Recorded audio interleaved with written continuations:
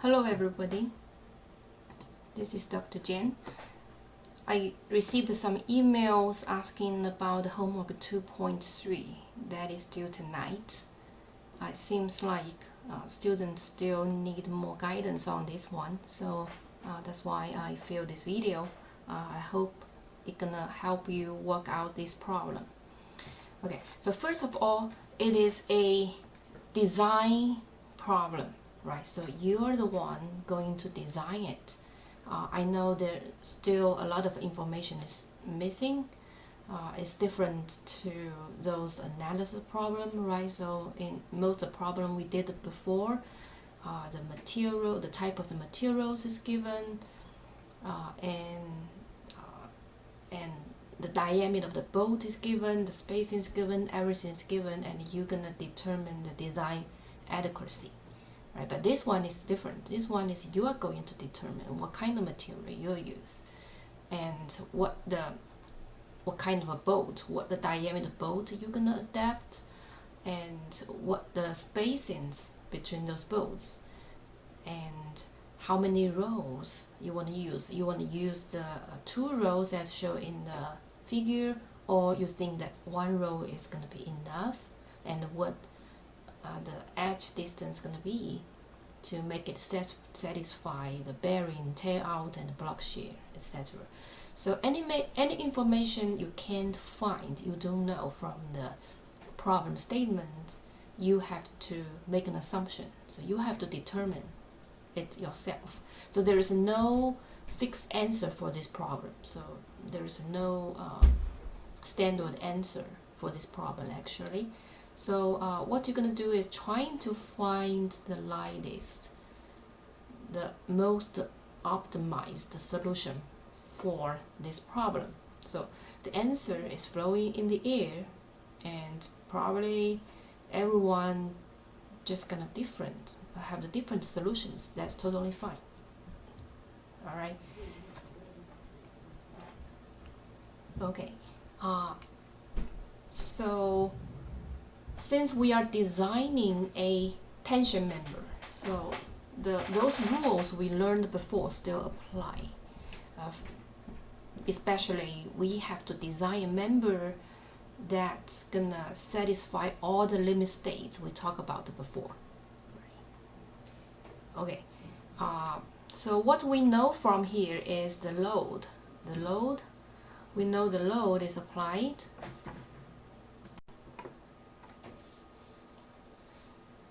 Okay, so what we know is the load, dead load, and the live load.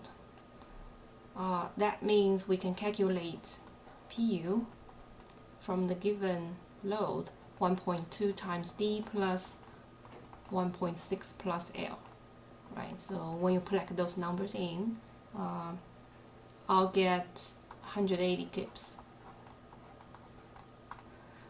So that means I'm gonna design a tension member that is able to resist that much load, and the same as my gusset plate. So don't forget your gusset plate, although it's not showing here.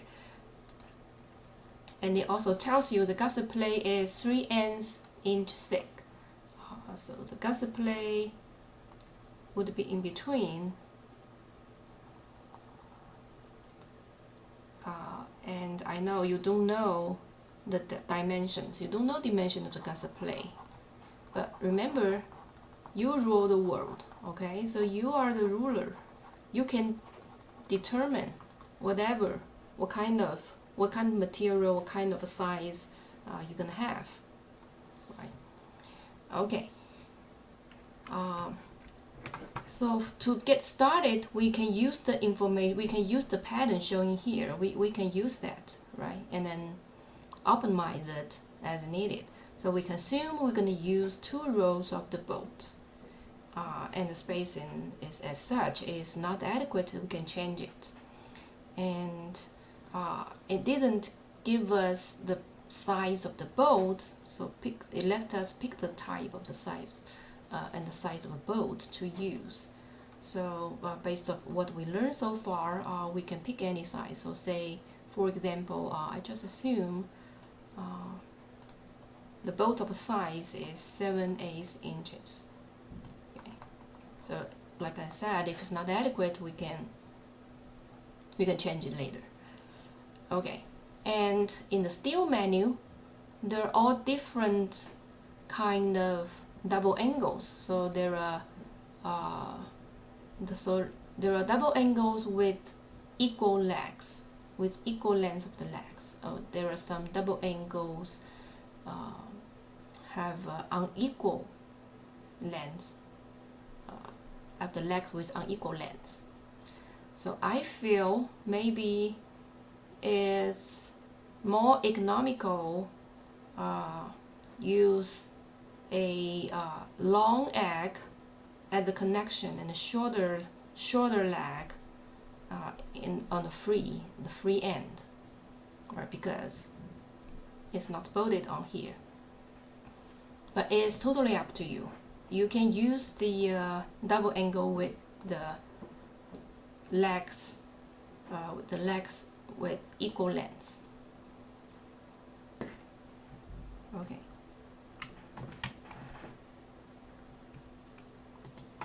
So what I'm gonna do is, so let's figure out the load first.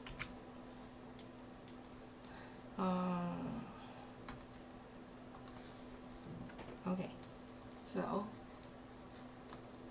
I get my PU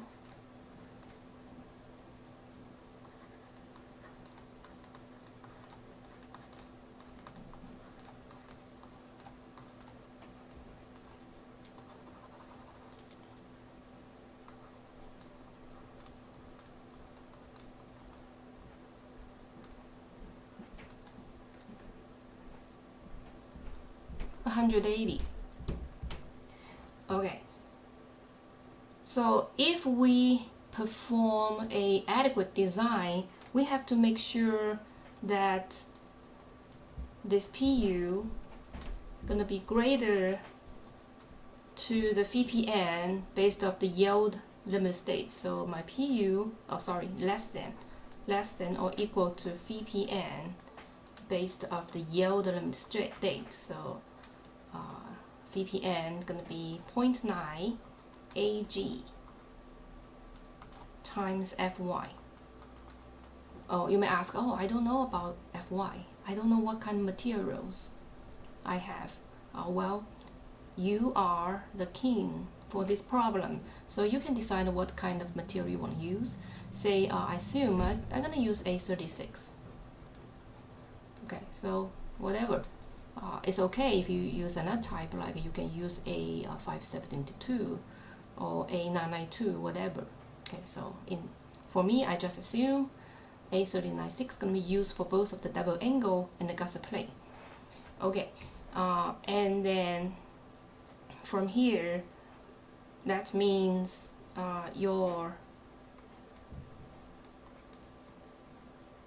my gross cross-sectional area has to be greater than PU over 0.9 times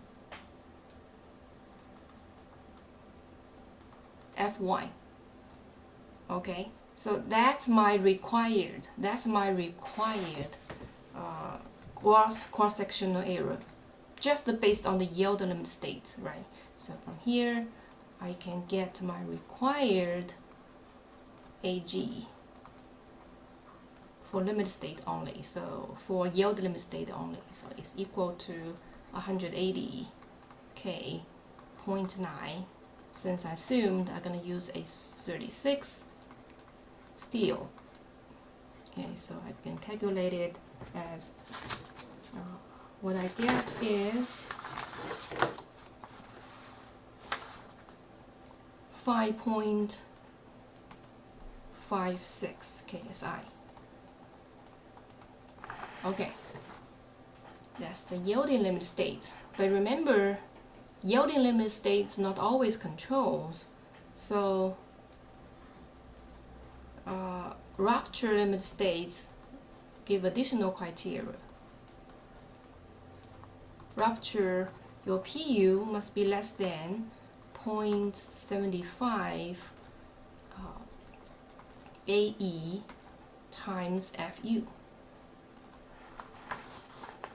Okay, so from here you will get your required AE. Okay, and your required AE must be greater than PU over 0.75 FU. And you also know that AE equals to the shear lag factor times AN, net error, right? And you also ask, what's the U? Since I don't know all the layout yet, I don't know how many bolts I'm going to use it. So, well, we can assume we can start it from this pattern, we can start it from this given pattern. So remember, U, let's go back to the menu, steel menu, okay, right here.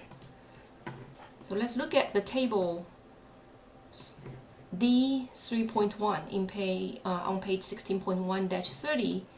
Of course, you can use these general equations to calculate, but since we don't have that much information yet, we can use a simplified one, case 3. If we use single and double angle with 4 or more fasteners per line in the directional loading, then U can be taken as point A.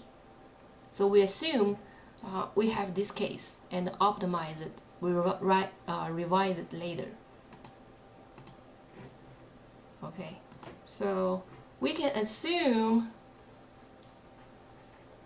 started from here, assume we're going to use more 4 bolts per line. So in that case, U could be equal to 0.8. So if in the end it's not the case, you can change it later and check the design adequacy later. So assume U is 0.8. So that way you get your required AN. So your AN must be greater or equal to PU over 0.75 times 0.A times FU. Okay, so we can calculate that. So we know that the required AN would be equal to PU is 180. 0.75 0.A times 58 KSI. Okay, and I got what I got 5.172 inch squared. Okay,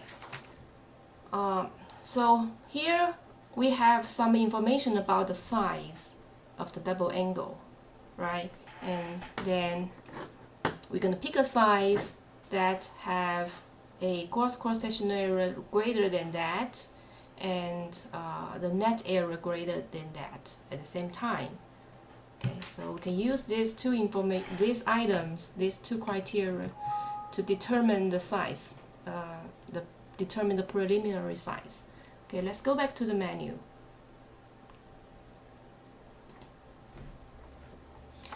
Page 1-112. Let's take a look on that. Okay. So table 1-15 gives you all kinds of shapes. Okay, so you can pick one with the greater cross-sectional area. So for example, I'm going to pick this one. Okay, I'm going to pick this one. 2 by 3.5 by 3/8. Okay, pick this one, and then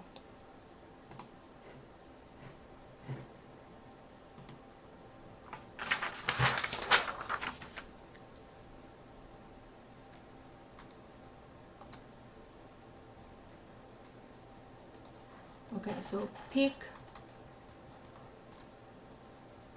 a size from table 1-15. Okay, so what I'm gonna do,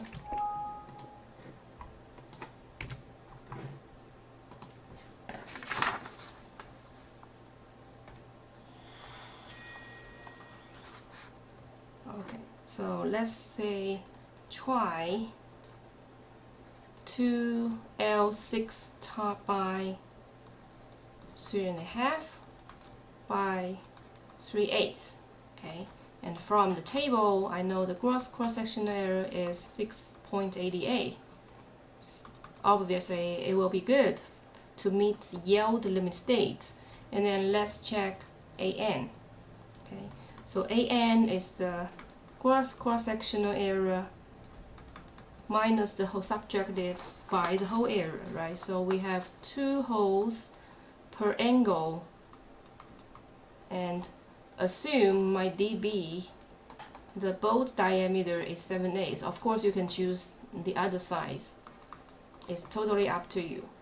Okay, so the whole diameter, and remember to times 2 because we have 2 angles. So that's the total area. We're going to subtract it from the cross-section area, and eventually I get 5.38 inches squared. Okay, so it's greater than the required AN, so should be good so far. Should be good. Good for yield limit state and the rupture limit state.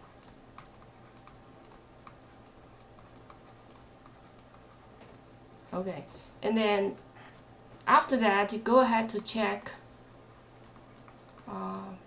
bearing. Okay, check bearing tail out and block shear.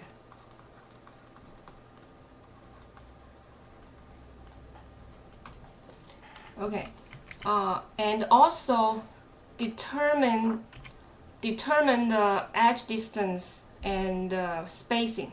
Okay, so there is some requirement for the spacing, so please check the spacing requirement in the chapter J. Chapter J. So let's turn to chapter J.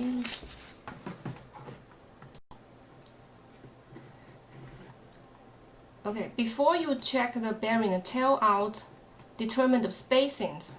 So make sure you meet the requirement for minimum spacing and edge distance. So per requirement from the steel manual, page 16.1-130, so here says the distance between the center of the standard should not be less than 2 3/4 times the normal diameter. So make sure your spacing is greater than that. Alright? And minimum edge distance is the same. Edge distance is defined as distance from the center of the hole to the edge of the part, connected part. So it should be, the distance should not be less than that required for the standard of the hole.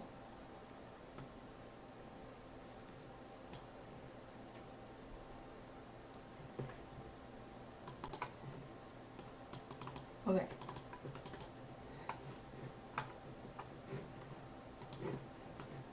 Okay, so the edge distance is in the requirement is in the table J3.4, so which is in the next page. Right here. Okay, so check the minimum edge distance in table J3.4. So your edge distance is going to be greater than that. Okay, so determine if the stated center to center spacing and edge distance, so this 2 inches is the edge distance for the exterior bolt, right? So from the center to the edge of the angle. Okay, so if those dimensions are adequate, then keep using that to check your bearing and tail out and block shear. If not, then make some adjustments to satisfy the minimum spacing and edge distance requirements from the steel manual. Alright, and I guess that's it. So if it's in the end it's not good, then you can go back to make some changes, either for your thickness of the plate, or change some bowl diameters, or change the number of bowls as needed. Alright, so I can stop here, and let me know if you have more questions. Alright, thank you.